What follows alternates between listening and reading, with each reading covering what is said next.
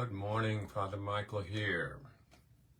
This morning I'm thinking about the prophet Isaiah, particularly chapter 61 in Isaiah, which has the verse, "The Spirit of God is upon me to appoint to those who are mourning in Zion an exchange of beauty for their ashes, the oil of joy for their mourning, and the garment of praise for their spirit of despair, that they might be called trees of righteousness." Yesterday was Ash Wednesday in the Western Christian world, and one of the things that I personally have said while administering ashes over the years is, turn and leave lesser things behind you in ashes, that you might walk in the light of the gospel. In the Catholic world, Lent has been kind of reduced to a superficial, kind of nonsensical observance. It's been a time of giving something up for Lent, right? Even as a kid, that was the question. What are you giving up for Lent? I'd always say homework. Parents weren't particularly amused at that. But that's the way it is, right? What are you giving up for Lent? In other words, what little thing are you going to do to join the rest of the Christian world, most of the Christian world, in letting something go?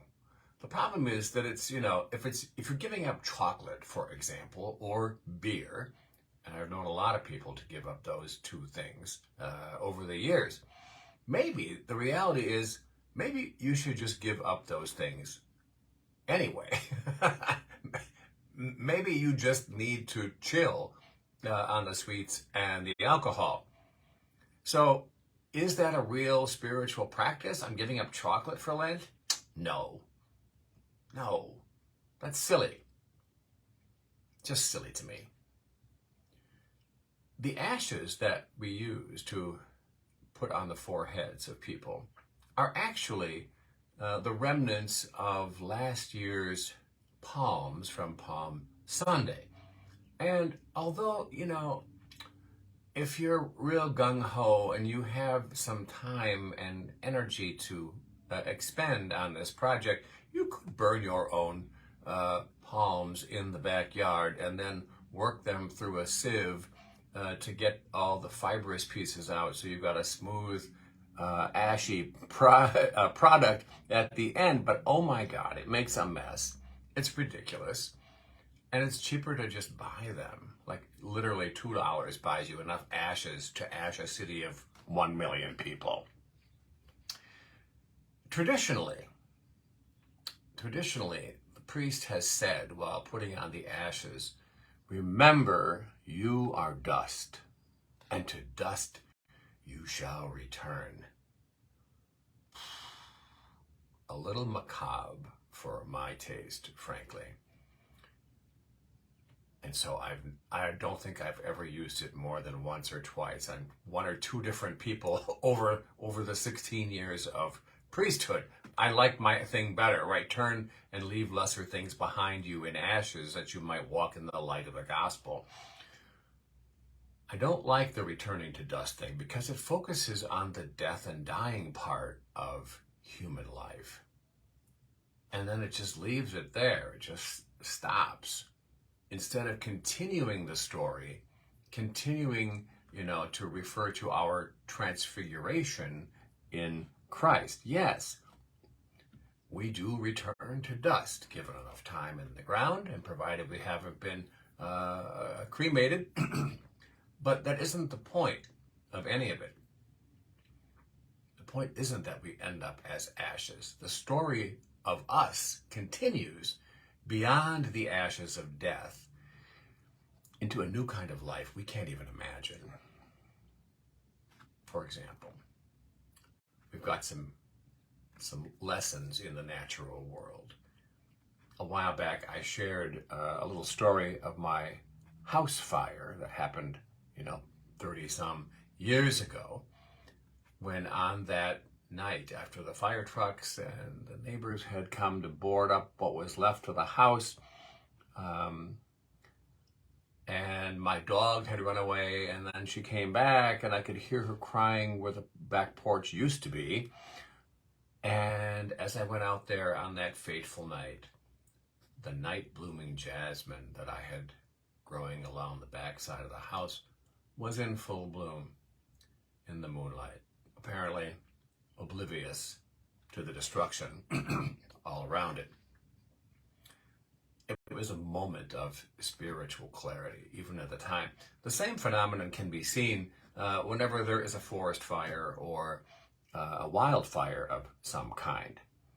Because even in the midst of all of that destruction and blackened desolation, those tiny little native wildflowers really enjoy the nutrients from those ashes, and they pop up their little heads and they reach for the sun once more and they bloom. It's pretty amazing, really, that flowers can make a different choice, can grow and thrive in the very places where catastrophe has occurred, whether that's a fire or an ice flow or even an earthquake. The same thing, I think, can be witnessed in our own lives, because in the very places where we have experienced disaster and tragedy, God tends to want to show up there, right there, in the most unlikely of places. And as that verse from Isaiah the prophet points out, God has kind of a clever way of bringing beauty even into the ash heap of our circumstances, bringing joy and celebration into the middle of our crying and weeping. That's all well and good. We can trust that that is happening and that is always going to happen. But in the meantime, this struggle is real. Because, when we're in the middle of a conflagration of some kind, it is darn near impossible to see through to the other side, where that new beauty and the new joy and celebration is there waiting for us to discover it. It's impossible to see that tree of righteousness growing in the middle of destruction and chaos. But God sees the bigger picture, and not everything we see or don't see is reality. God alone sees the bigger picture. God is choosing to stand beside us, to live within us through it all, always choosing to continue that remarkable work of creation and recreation in Christ, choosing to create new life in us, new comfort, new levels of awareness,